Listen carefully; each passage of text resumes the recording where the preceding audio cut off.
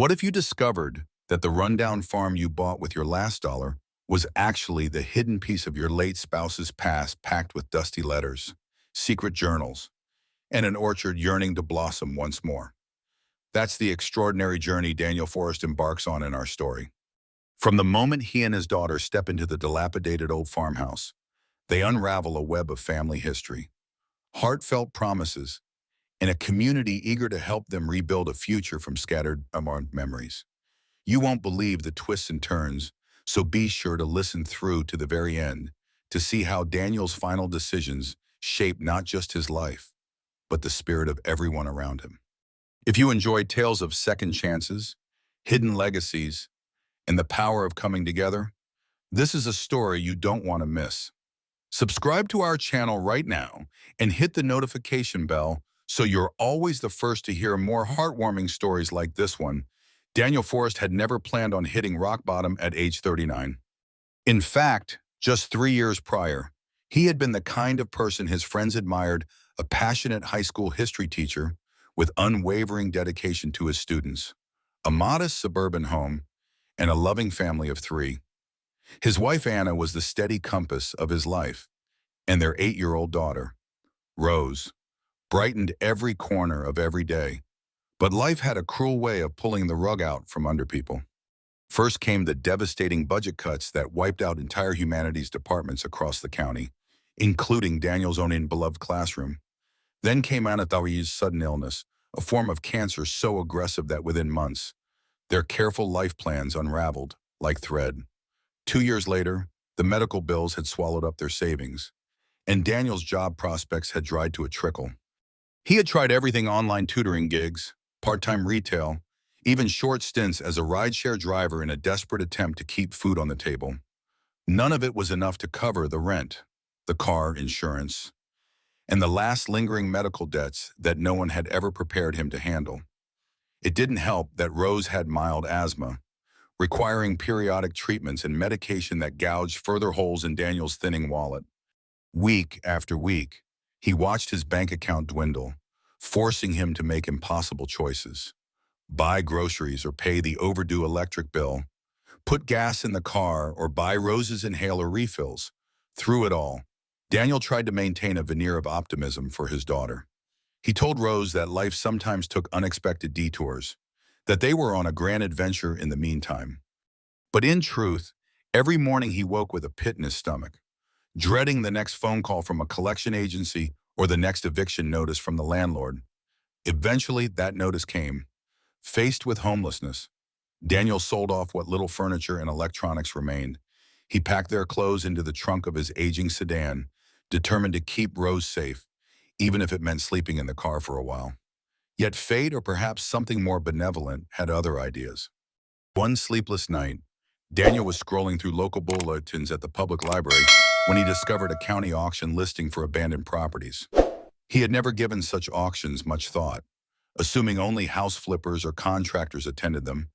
But the line that snagged his attention read, "Minimum bid $400 for a farmhouse on 3 acres, out on the rural side of the county." At first, it seemed ludicrous. How could a 3-acre property with a house possibly go for a mere $400? Then again, everything about his life recently felt ludicrous.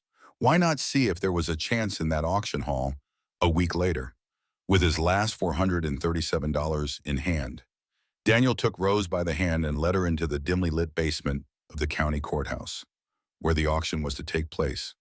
He wore the only collared shirt he had left, and Rose clutched a battered children's book.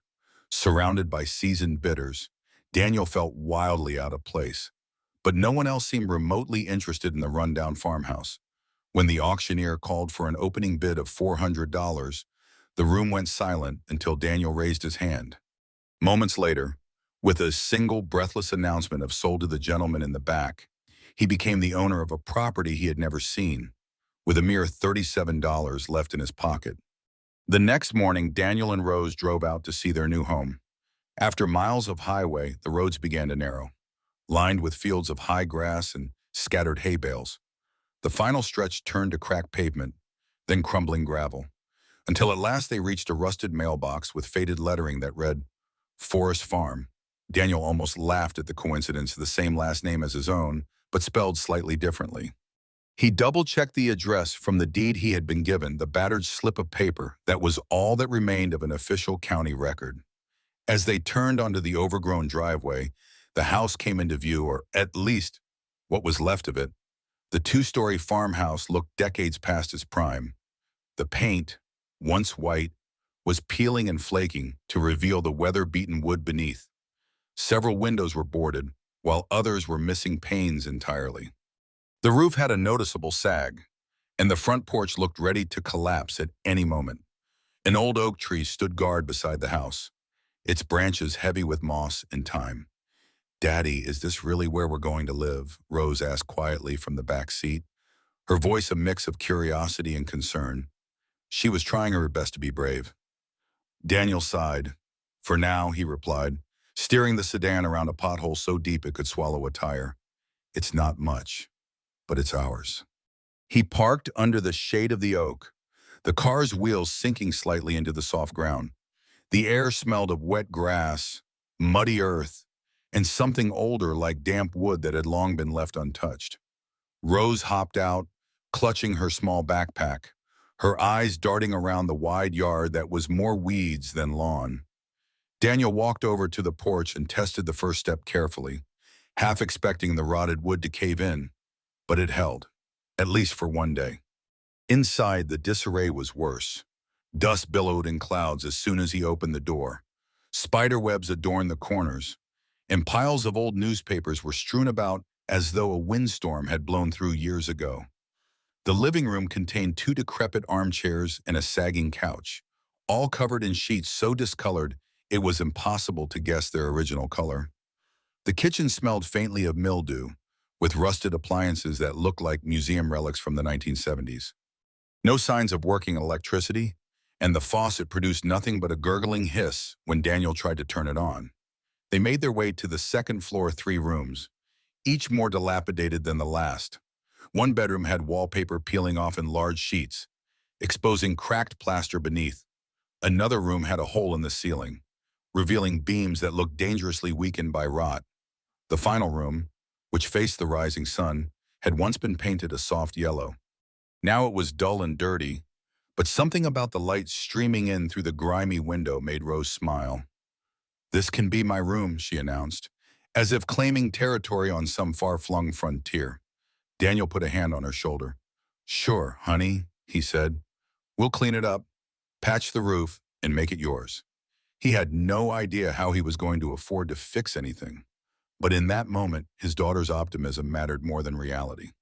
This was their second chance, for better or worse. A desperate man had to cling to hope wherever he could. They spent the first night huddled in the least grimy corner of the living room, using an old blanket in the car's emergency sleeping bag as makeshift bedding. Rose fell asleep after Daniel read her 2 chapters of her favorite story, his voice echoing through the bare walls. But Daniel himself lay awake for hours, mind whirling with questions and anxieties. How long before the money completely ran out?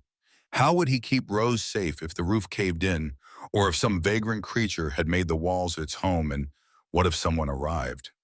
Claiming the property, after all, the deed was legitimate, but it felt unreal, like the premise of an old ghost story. The next morning, Daniel rummaged through the kitchen drawers, hoping to find at least a set of mismatched utensils or a forgotten jar of instant coffee. Instead, he stumbled upon something unexpected in a drawer by the sink, an old photograph in a chipped frame. It showed a young woman smiling brightly in front of this very house. The paint was fresh, the porch upright, and the yard neatly trimmed. Written on the back in neat cursive was one word: Anna. His heart squeezed. Anna was the name of his late wife. Yes, but that was purely coincidence, right? His wife had grown up in a different state altogether. Or so he'd always believed. He set the photo aside, telling himself it was just a relic of a previous family who once lived here. Then he checked the mailbox out front, looking for any leftover mail. He found only a nest of spiders. In the days that followed, Daniel and Rose cleaned as best they could. He discovered a small barn behind the house, its doors barely hanging on rusted hinges. Inside, to his surprise, There were basic tools, a hammer, saw, nails, even a stack of half-rotten lumber. It wasn't much, but it was better than nothing. They hammered loose porch boards back into place, swept out years of dust and debris, and aired out whichever rooms had windows that still opened. They ate simple meals of peanut butter sandwiches and canned soup warmed on a small camping stove that Daniel had rescued from the trunk of the car. One afternoon, as he cleared out the barn more thoroughly, Daniel noticed an old trunk tucked away in a dark corner under an old canvas. He dragged it into the light, coughing as dust rose in clouds around him. The trunk was wooden, secured with a simple latch that had long since rusted. When he pried it open, the hinges groaned in protest. Inside were old quilts, a stack of letters, and a smaller box with a lock on it. The letters bore various stamps and dates, some going back decades. They were addressed to someone named Helen Forrest. Must be the original owner, Daniel murmured, flipping through the yellowed envelopes. His eyes paused on a single letter that didn't fit the rest newer, sealed with a heart sticker, addressed simply to Anna. The coincidence struck him again, but he resisted the urge to spin wild theories. It could be for a daughter or granddaughter who shared his wife's name. He pushed aside his pang of curiosity, deciding to focus on practical concerns first, like how to get running water and keep Rose fed. That evening, as Rose sat by the dusty fireplace, trying to read a worn library book by the light of a small lantern, Daniel carefully opened some of the old letters he'd found in the trunk. Most were from the mid-1950s, written in elegant handwriting that referenced daily farm life, weather woes, and family gossip. Then he stumbled upon a few letters from the early 1990s, a bit out of place.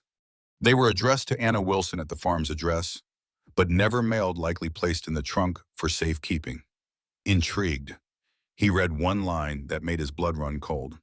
"I only wish you could see this place brought back to life again. If there's any chance you return, know that I left something upstairs, something that belongs to you more than it ever did to me." It was unsigned, but the tone was intimate, like a friend or relative was writing to Anna. Daniel's mind churned with questions. Who was this Anna Wilson? Had she lived here recently, or was it decades ago? Could it be a relative of his wife? Someone she never mentioned? He thought back to the times Anna had briefly mentioned her childhood home, but she had always referred to a small apartment in a neighboring state. There was no mention of farmland. Rose, unaware of her father's internal storm, tugged on his sleeve, asking for another story before bedtime. He set the letters aside.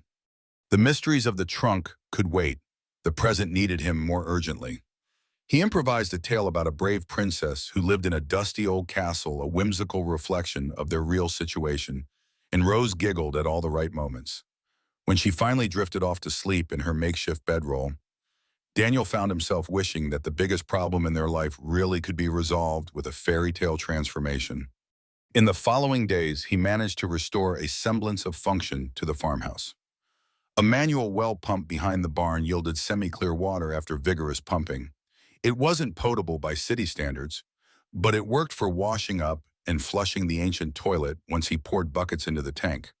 He made a trip into the nearest small town, about 10 miles away, for groceries and basic supplies. There, he met a few curious locals who asked if he was the city fella who'd bought that old forest place. Most seemed surprised anyone would want it. When Daniel questioned the local clerk at the hardware store about prior owners, the man shook his head.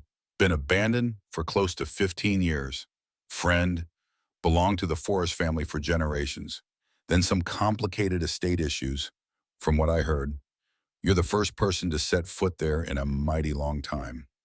Daniel's thoughts drifted back to the trunk, the letters, and that one name, Anna. He didn't press further, not wanting to stir local rumors or end up with uninvited visitors. Right now, privacy felt more important than answers. He could sense Rose's fragile optimism about making a home here. He wanted to build on that hope, not crush it with ghost stories of the past.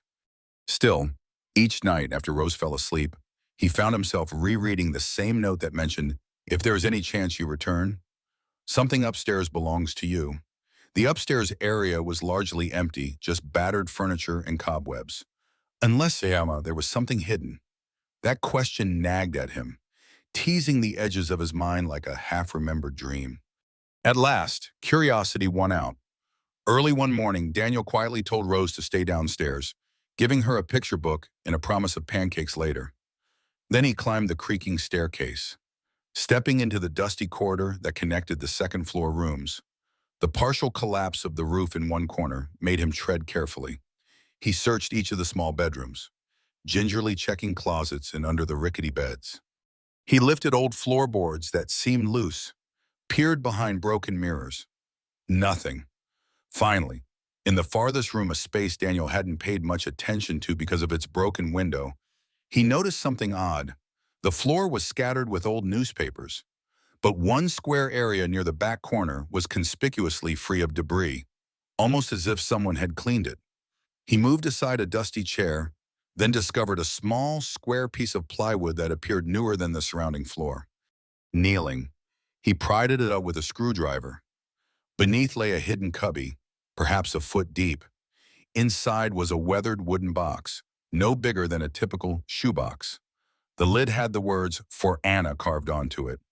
Despite expecting something like this, Daniel's pulse raced. He lifted the box out gently.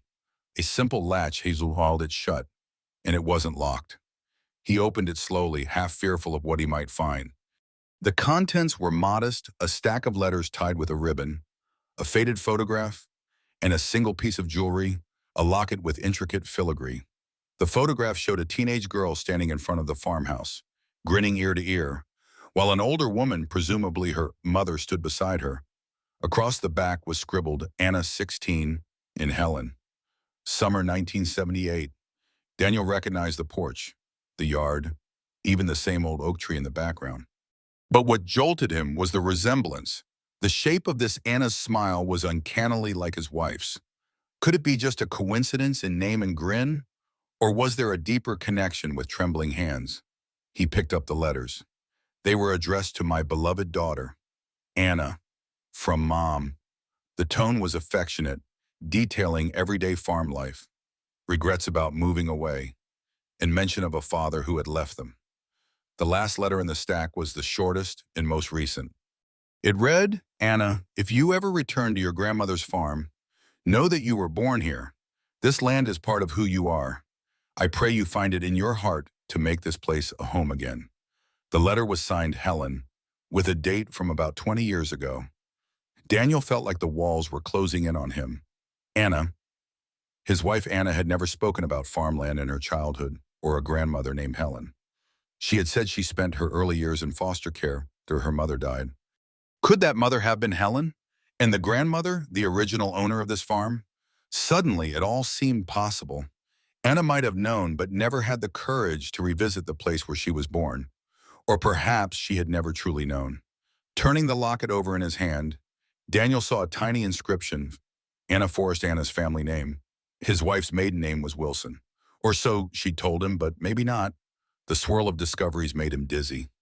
If all this was true, then not only had Daniel bought a random farmhouse with his last dollar, he might have inadvertently purchased the very property that once belonged to his wife's family. Heart pounding, Daniel stepped outside, needing fresh air. The morning sun felt warmer than usual, and the chirping of birds seemed louder, more insistent. Rose glanced up from where she was trying to fashion a makeshift broom out of twigs and string. "Daddy, are you okay? You look like you just saw a ghost." He took a deep breath, forcing a smile. "Just found something upstairs. Some old letters," he said vaguely. Then, noticing the quiver in his voice, he changed the subject. "How about we get out of the house for a bit, take a walk around the property?" They wandered toward the back fields, over waist-high grass. Daniel spotted faint outlines of what must have been vegetable rows years ago. A rickety fence leaned precariously, half swallowed by wild vines. Beyond that stood the remains of an orchard, gnarled fruit trees that might once have produced apples or peaches. Rose sprinted ahead, pausing every few steps to pick daisies or marvel at a butterfly. Daniel watched her with a protective gaze, still reeling from the revelation about Anna, the box, and the possibility that this farm was part of her heritage. The rhythmic crunch of gravel startled them. They turned to see an older man, perhaps mid-70s, walking slowly with a cane. He was tall, with a sun-weathered face and a shock of white hair under a worn baseball cap. He raised a hand in greeting when he saw them. "Hope I'm not trespassing," the man said, voice gravelly. "Name's Henry Mills. Live about a mile down the road. Used to be a caretaker around these parts." Decades ago, Daniel introduced himself and rose, explaining that they'd just moved in after buying the place at auction. Henry nodded, chewing on the inside of his cheek. "Well, I never thought I'd see folks living in this house again. Place has a history, you know, especially the Forrest family, mighty complicated." Daniel tried to keep his expression neutral. "You don't say." Henry nodded vigorously. "Oh, yeah, back in the day, old Helen Forrest was known for her generosity, always helping neighbors, letting farmhands crash here when times were tough. But then tragedy struck, and her daughter, well, she left. I kept up the place for a while, till the money ran out or the heirs disappeared. I don't rightly remember." He squinted at Daniel. "You kin to them?" By any chance, Daniel hesitated. "No, not exactly, though I found some letters with the name Forrest on them. I'm not sure how it all connects." The old man hummed thoughtfully. "Well, if you need any help fixing the place up, I've got tools and a bit of know-how. Shame to let a good house go to total ruin. Sides, I figure folks like you and your daughter could use a hand." At that, Rose piped in. "We do need a hand. Mister, the roof is leaking and the windows are broken. Daddy keeps saying we'll fix it, but we don't have enough money." Henry chuckled, and his laugh lines crinkled warmly. "Money's not the only thing that matters, child. Sometimes all you need is elbow grease and a little neighborly kindness." Then his gaze shifted to Daniel. "If you're open to it, I'll come by tomorrow, see what we can patch up." Relief washed over Daniel. He wasn't sure if Henry knew more about the family history than he was letting on, but at least the man offered a friendly face in what had so far been an isolating experience. And in that moment, Daniel realized that maybe he needed help, needed community more than he cared to admit. True to his word, Henry arrived early the next day, well before Daniel had even finished pouring cereal for Rose's breakfast. The old man came armed with a battered toolbox and an easygoing optimism that Daniel found reassuring. They spent the morning examining the roof, climbing carefully onto creaking rafters to lay down tarps and nail some replacement boards. It wasn't a permanent fix by any stretch, but it might hold until Daniel could save up for real repairs. While they worked, Henry shared bits of the farm's history. Though he steered clear of naming specifics, he recalled how the orchard used to bloom in bright pink and white each spring, attracting bees and hummingbirds by the dozens. He spoke of old barn dances Helen hosted, bringing the local community together. Daniel listened, hoping for clues about Anna or her mysterious lineage, but Henry mostly reminisced about the property's golden days rather than its secrets. Below, Rose roamed the barn's interior, rummaging through old wooden crates and giggling whenever she spied a stray spider scuttling away. Sometimes Henry paused to wave at her from the roof, calling out a friendly "find any treasures." "Young lady," she'd yell back something about discovering an old horseshoe or chipped teacups. Daniel felt a pang of gratitude that his daughter could laugh freely again, even in the midst of their uncertain situation. After a midday break, Henry and Daniel tackled the broken windows, one by one. They removed rotted frames and replaced the shattered glass with plastic sheeting. It wasn't pretty, but it was better than letting rain and rodents wander in uninvited. By late afternoon, Daniel's arms ached from hammering and sawing, but the house felt a fraction more secure. As they cleaned up, Henry finally leaned his cane against the porch and spoke softly. "I know you found that trunk in the barn." Word travels fast in small places, even if you think no one's around to see. Ain't none of my business what you do with it, but if you have questions about the Forrest family, I might be able to help. Daniel felt his throat tighten. He glanced at Rose, who was in the yard, spinning in circles with a battered old windmill decoration she'd unearthed. "This might sound strange," he began, "but I think my late wife might have been related to the Forrests. Her name was Anna, and there's a photo upstairs." That Henry's eyebrows lifted. "Well, I'll be damned." He took a deep breath, as if trying to decide how much to reveal. I recall Miss Helen had a granddaughter named Anna. Saw her maybe twice. A scrawny little girl with big curious eyes. Then Helen passed on, and everything went up in the air. The girl disappeared with some out-of-state relatives. If memory serves, a knot twisted in Daniel's chest.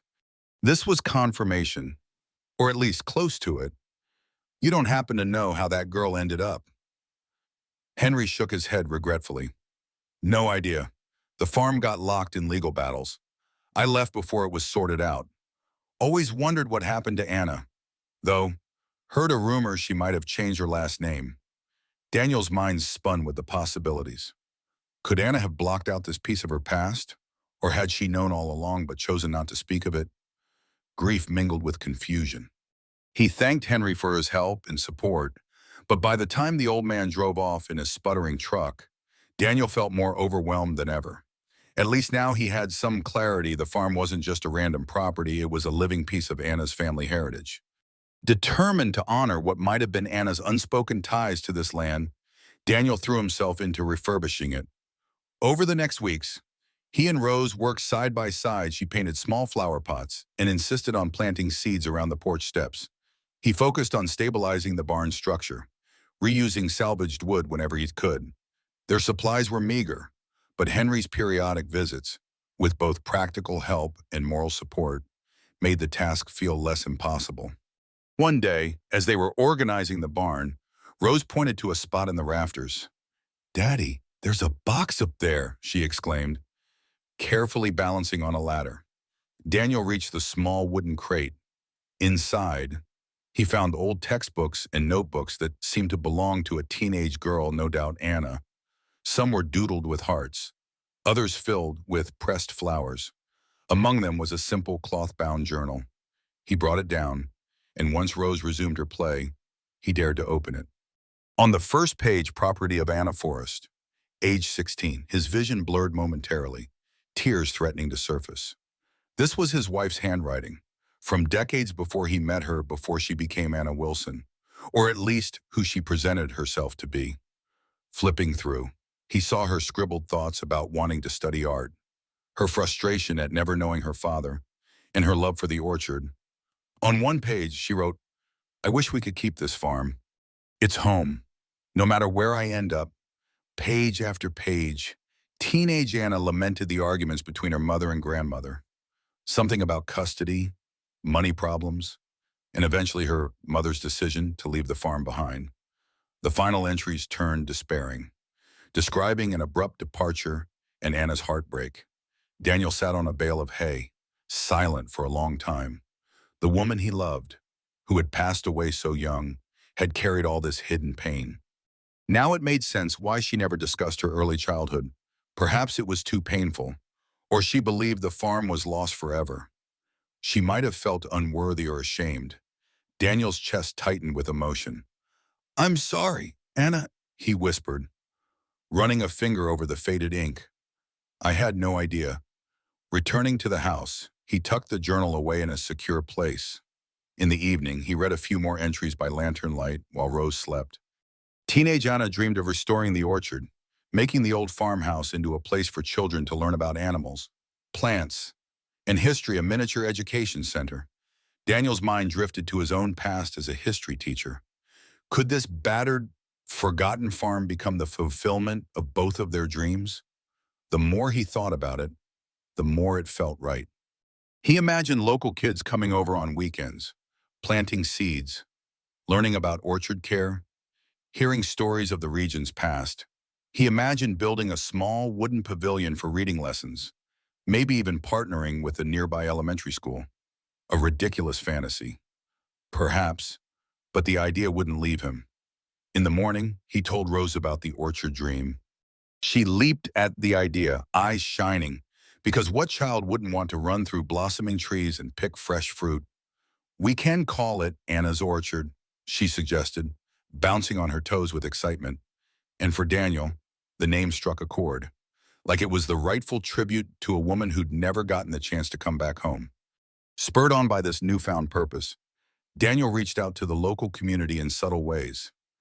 He dropped by the hardware store, mention his plans to replant part of the orchard, and note how the old farm might become something nice for the neighborhood kids. At first, people were politely skeptical. A few older folks questioned whether the soil was still fertile or whether the orchard trees were too far gone.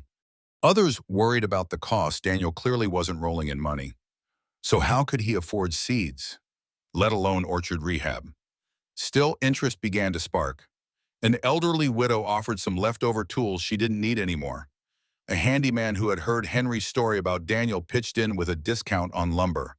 A small gardening club in the town's outskirts called to ask if they could do a volunteer day to help clear brush.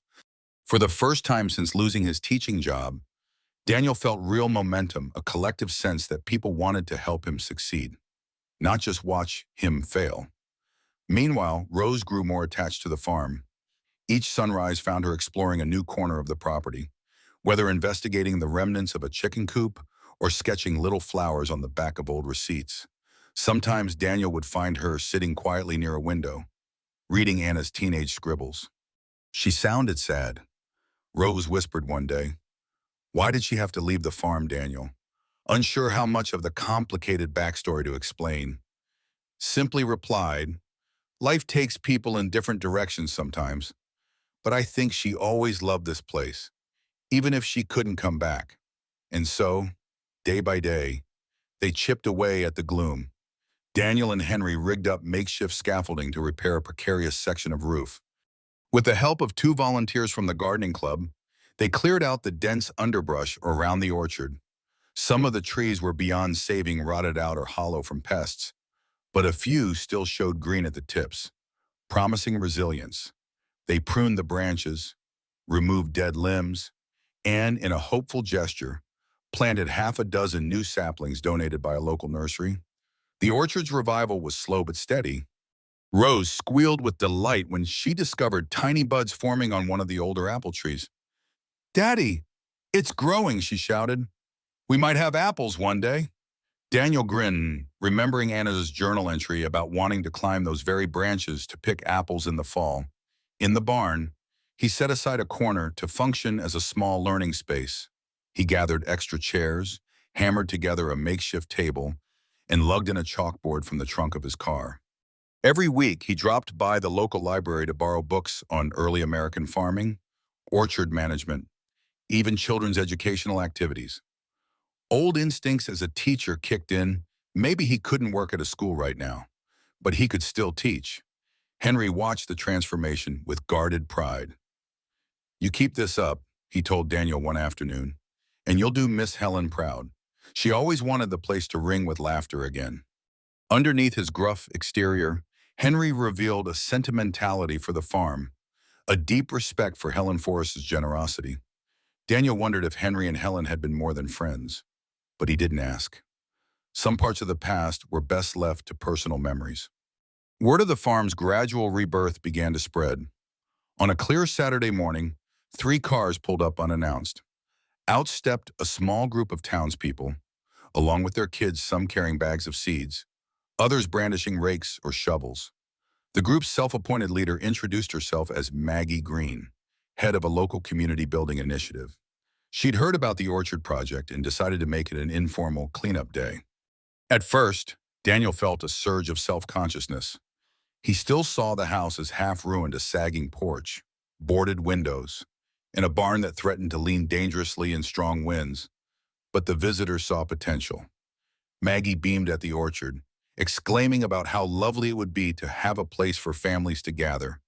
The children squealed with excitement as they explored the yard, chasing each other around the old oak tree. They worked side by side, raking leaves, clearing debris, even planting a small patch of wildflowers near the driveway to greet future visitors. Rose led 2 younger children on a tour, proudly explaining how the orchard was dedicated to the memory of her mother, Anna, who once dreamed of seeing these trees flourish. In the afternoon, Maggie and her husband fired up a portable grill they'd brought. Soon, the scent of hamburgers and hot dogs drifted through the yard, attracting both volunteers and the occasional curious neighbor who happened to pass by. Henry contributed a jug of lemonade, and before Daniel knew it, they had a bona fide cookout on the VM's front lawn. With plates balanced on laps, people shared stories of the area's past. An older woman recalled how Helen Forrest once let her stay in the guest room for a month during a family crisis. A man in his 50s remembered playing hide-and-seek in this very orchard as a child. Their fond memories contrasted sharply with the desolate image the farm had presented just weeks before. Yet each tale added to the sense that this land had once been a place of warmth and care and was on its way to becoming that again. As the sun dipped low, the children lit sparklers that Maggie had packed. The crackle of tiny fireworks against the twilight sky made Rose's eyes glow. For a moment, Daniel watched her laughter, the swirl of sparkles around her, and felt an overwhelming sense of gratitude. They weren't out of the woods financially, far from it, but the isolation that once clung to the farm was lifting, replaced by genuine community spirit. Later, when most had gone, Maggie lingered with her husband. She handed Daniel a small white envelope. "It's just a little donation," she said, looking almost shy. "We passed a hat around. Don't refuse it." Okay, Daniel opened it to find a modest sum of cash, enough to buy a load of lumber or maybe patch up more windows. His throat tightened, and all he could manage was, "Thank you. It means more than I can say."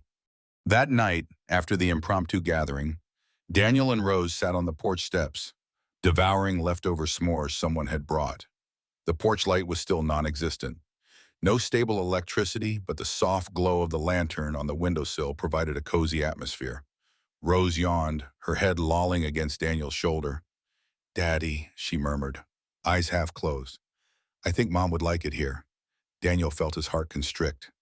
"Me too, Rose," he whispered, stroking her hair. "Me too." When she fell asleep, he carried her inside and tucked her into the small bed he had set up in the sunlit room. Then he returned to the porch, needing the cool night air to gather his thoughts. He kept thinking about Anna's journal and the old letters, about how this orchard project was becoming something bigger than he ever planned. Perhaps it was Anna's legacy guiding him, or perhaps it was just the natural human tendency to come together and fix what's broken. Either way, he felt both contentment and a stirring sense of purpose. He took out Anna's cloth-bound journal from inside his jacket. By lantern light, and he flipped to the final pages he hadn't yet read. In these last entries, teenage Anna had written about an argument with her mother over money. She'd eavesdropped, learning that the farm was in dire financial straits. Her grandmother, Helen, was battling illness, and the future of the orchard looked grim. Anna wrote in despair, "All I want is to stay, but they say we have to leave. I hate that we're giving up on this place. If I ever come back one day, I'll fix everything. I'll open the orchard to everyone, just like Grandma used to do. I'll make it a place of hope." The final page was just a short line, I promise. Reading those words, Daniel felt tears on his cheeks, a promise unfulfilled until now. Maybe Anna herself never got the chance, but here was Daniel, inadvertently fulfilling that vow. He recalled how Anna rarely spoke of her childhood, how she'd tear up whenever they passed farmland on road trips, or how she'd always pause to watch orchard scenes in movies. A part of her memory was etched into every orchard she saw. He closed the journal. The orchard had to succeed, not just for the sake of the community, but for Anna's memory and Rose's future. If that meant working from dawn until dusk, so be it. In the days that followed, Daniel used the donated money and some spare savings to buy better quality lumber. He and Henry reinforced the barn and replaced a major section of the porch floor. Word continued to spread about the orchard revival, and more volunteers trickled in. A retired teacher offered to help Daniel set up a small reading program for local kids. A craft hobbyist proposed leading weekend art workshops under the orchard's shade. Piece by piece, Anna's dream was coming to life, shaped by the hands of neighbors who had never even known her name. Summer rolled in, enveloping the county in bright warmth and longer days. The orchard trees that managed to survive the neglect now sported small, budding fruits. The newly planted saplings still looked fragile, but their leaves had deepened into a healthy green. Every day, Rose darted among the rows, checking the growth, yelping with excitement whenever she spotted a tiny apple forming. Even the older trees, though misshapen from years of disrepair, showed signs of renewed life. Then came a day that turned that gentle progress into something larger. In mid-June, Daniel received an invitation from the local elementary school. They wanted him to host a summer camp session on local farm history at Anna's Orchard, an informal name that had caught on. The principal had heard from Maggie Green that Daniel was once a history teacher, and the orchard offered a unique, hands-on experience. Daniel agreed, both anxious and thrilled. When the day arrived, a small yellow bus pulled onto the property. Out came 10 kids ranging from 6 to 10 years old, accompanied by 2 teachers.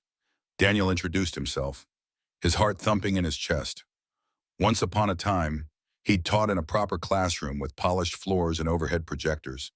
Now, Sam, his classroom was a partially restored barn and a line of orchard trees in need of more care.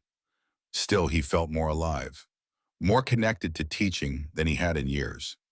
He guided the children around, explaining how farmland was once vital to the community's economy, how orchard caretaking worked, and what older farmhouses were like historically.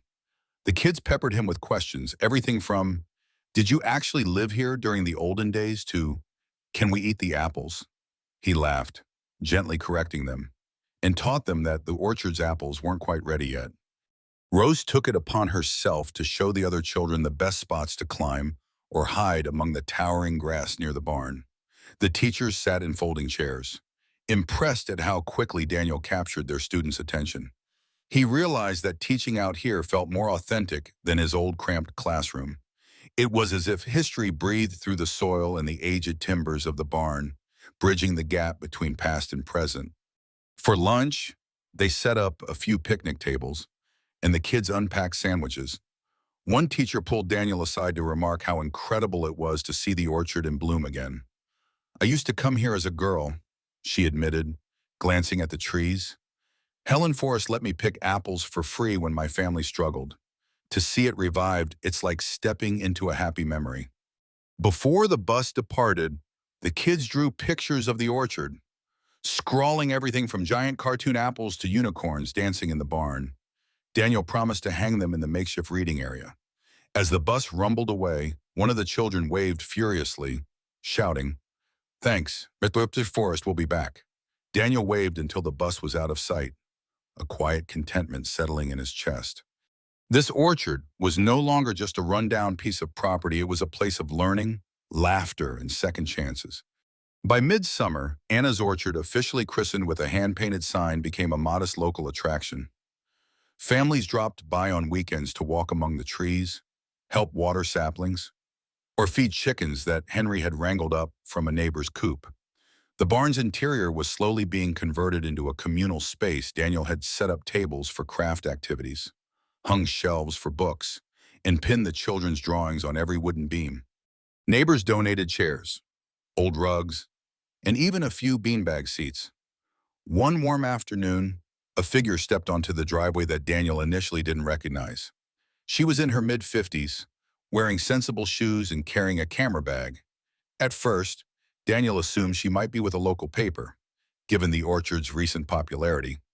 But when she introduced herself as Margaret Wilson, he froze. Wilson, Anna's supposed maiden name. Could there be a connection? She explained that she was passing through the county doing genealogical research. The orchard's sign caught her eye, and she wondered if it had any link to someone named Anna Wilson, who she believed had once lived in the area. Daniel's heart pounded. Carefully, he invited her inside to talk, offering a glass of iced tea. It turned out Margaret was a distant cousin of Anna's family, though she'd never met Anna personally. She'd discovered references to a forest farm in some old documents and was tracing lineage. When Daniel cautiously mentioned that his late wife had been Anna Wilson, Margaret's eyes went wide. She fumbled through her bag, pulling out a photocopy of a birth certificate. Anna Forrest, born to Elaine Wilson and father unknown. Place of birth Forest Farm. Daniel's hands shook as he scanned the paper. This was the final puzzle piece. Anna had apparently grown up thinking her name was Anna Wilson, but somewhere in bureaucratic confusion, her birth name was recorded as Forrest. The secrecy or confusion might have come from her mother's situation or from complicated custody arrangements. It explained everything: her reluctance to talk about her early childhood, the old letters, the trunk. Margaret was stunned to learn that Daniel, the orchard's caretaker, was Anna's widower. She asked if she could see the orchard, and the two walked among the trees. She took photographs, occasionally getting emotional. You know, this orchard is exactly what she might have wanted, Margaret said softly. It's a living tribute to the family name she never really got to embrace. Standing under a blossoming apple tree, Daniel told her bits of Anna's life: how wonderful she was as a wife, a mother, and a kind soul who dedicated herself to helping others even during her own illness. Margaret listened intently, sometimes wiping away tears. By the end, she offered to provide any genealogical records she had, in case Daniel wanted them for Rose. Your daughter deserves to know her roots, she said. When Margaret left, Daniel found himself staring at the orchard in silence, wishing Anna could see the transformation with her own eyes. Maybe in some way, she could. Maybe every blossom on those trees was her silent nod of approval. All he knew was that the orchard was fulfilling a promise that stretched across generations, a promise Anna had scrawled in her journal, and which Daniel now carried forward. By late summer, the orchard's first small harvest arrived. The older trees, though far from abundant, produced enough apples for Rose to fill a basket, her cheeks flushed with triumph as she carried it in. She demanded Daniel try one right away, giggling when he bit into the slightly tart fruit. It tastes like success, he joked, although in truth it tasted like hope, for the orchard, for Rose, and for a future that no longer seemed quite so bleak. Plans began to take shape for a community festival at the end of the harvest season. Nothing grand, just a weekend event where people could pick apples, share homemade pies, and listen to music. With the orchard's revival, folks were eager for a reason to celebrate. Henry even recruited a couple of local musicians to provide a fiddling performance. Amid this flurry of activity, Daniel continued teaching informal lessons whenever children visited. He'd stand by the barn, chalk in hand, explaining the history of the region's farming, or showing them how to measure tree growth. His heart soared each time a child's eyes lit up with curiosity. While he missed having a steady paycheck, he felt more fulfilled here than in any classroom he'd known before. The orchard was a living tapestry of learning, one that combined nature, history, and community spirit. Occasionally, Daniel still felt pangs of financial worry. Donations and small fees from orchard visits weren't enough to cover everything, especially the looming cost of real roof repairs and stable electricity. But every time doubt crept in, something or someone in the community stepped up, like the local youth group that offered a free Labor Day to help paint the barn, or the silent donor who dropped off an envelope with hardware store gift cards. Little by little, the orchard and Daniel's life was being pieced together by collective kindness. As the festival drew near, Rose and a few neighborhood kids helped paint large wooden signs, "Welcome to Anna's Orchard Harvest Festival." They hammered them into the ground near the road. Each morning, Rose would jump out of bed, eager to check if any new apples had ripened. She'd run into the orchard, returning with a grin if she spotted even one more piece of fruit blushing into readiness. Watching her skip through the grass, Daniel felt a warmth in his chest that transcended mere relief. It was a feeling of profound gratitude. He recalled the earliest days of their arrival: no money, no plan, a crumbling house, and a swarm of uncertainties. Now the orchard had become a beacon of possibility, and though he still wished Anna could be there in person, he sensed her presence in the orchard's rebirth. Each apple plucked, each seed planted, each child laughing, these moments were living manifestations of her hidden dream. Henry, noticing Daniel's reflective mood one afternoon, patted him on the back. "I reckon Miss Helen'd be proud of you," he said, squinting at the orchard. "And I bet Anna is too, wherever she is. You've done right by the forest name." Daniel could only nod in agreement, holding back tears. In a world that felt so uncertain, he had found a place that truly belonged to them, a place that had always, in some unspoken way, been calling Anna home. On the day of the harvest festival, the farmhouse and orchard bustled from dawn. Families arrived with baskets and tote bags, kids running toward the barn to see the art tables and chalkboard activities. Laughter mingled with the scent of freshly baked goods. Maggie Green and her community group had set up booths selling apple pies, jams, and local crafts. A small stage area near the barn hosted live fiddling music, jaunty tunes that lifted everyone's spirits. Daniel found himself in constant motion, directing visitors around the orchard, answering questions about the farm's history, and even leading a short lesson on orchard maintenance. Henry, cane in hand, acted as unofficial security, grinning ear to ear whenever someone complimented the orchard's transformation. Rose flitted from group to group, proudly announcing, "This is my mom's orchard," to anyone who'd listen. The day was warm, the sky clear. At midday, Daniel paused to catch his breath and spotted Rose perched on a wooden crate near the barn, painting a small watercolor of the orchard with surprising detail for an 8-year-old. He felt a surge of pride and sorrow, pride for how she'd blossomed through adversity, sorrow that Anna wasn't there to witness their daughter's creative spark. The orchard wind carried the strains of fiddle music, and Daniel swore he could almost feel Anna's presence in the gentle rustle of the trees. In a quiet moment, Margaret Wilson approached with tears in her eyes. She thanked Daniel for preserving the forest legacy and gave him a small photograph she'd discovered in her genealogical records, an image of Helen holding baby Anna on the orchard's porch steps. He recognized the same porch where he and Rose now sat many evenings. The circle felt complete, as though past and present had converged in that single snapshot. As the festival wound down, families lingered, reluctant to leave. Some set up blankets under the trees, enjoying the golden light of late afternoon. Others strolled through the barn's improvised gallery, marveling at the orchard-themed artwork from local kids. Rose found Daniel, tugged on his sleeve, and handed him a small, half-ripened apple she'd been saving. "Let's share this one," she said, her voice solemn. "It's the sweetest." They bit into it together, the tartness making them laugh. Daniel placed an arm around Rose, drawing her close. In that moment, he felt an unshakable certainty that they were not only surviving, but thriving, and that the orchard had truly become home. He gazed at the farmhouse, still a bit rough around the edges, but no longer a symbol of hopelessness. With each board nailed, each coat of paint, each seed planted, it had been reborn, echoing the spirit of the family that once cherished it. The sun dipped below the horizon, casting the orchard in soft, fading light. As the final guests drifted away, Daniel locked eyes with Henry, who gave a nod of approval.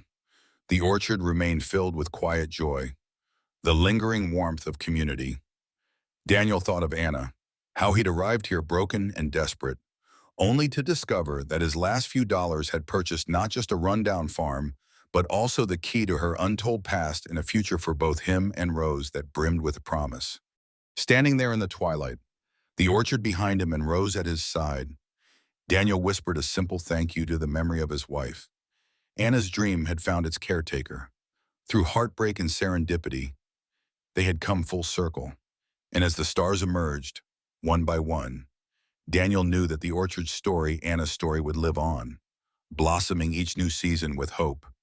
From my personal perspective, this story is a testament to how unexpected places and unexpected discoveries can guide us toward hope, healing, and a sense of belonging. Daniel's choice to breathe new life into the orchard wasn't just about reviving land. It was about honoring the dreams of loved ones gone too soon and building a foundation for the generations to come. His journey shows us that even the hardest trials can become blessings when approached with courage, faith, and a willingness to lean on community support. I hope this story has touched your heart as much as it has touched mine. Let me know your thoughts in the comments. Did a particular moment resonate with you? Have you ever taken on a challenge that transformed your life in unexpected ways? Share your experiences below. This is how we learn and grow together.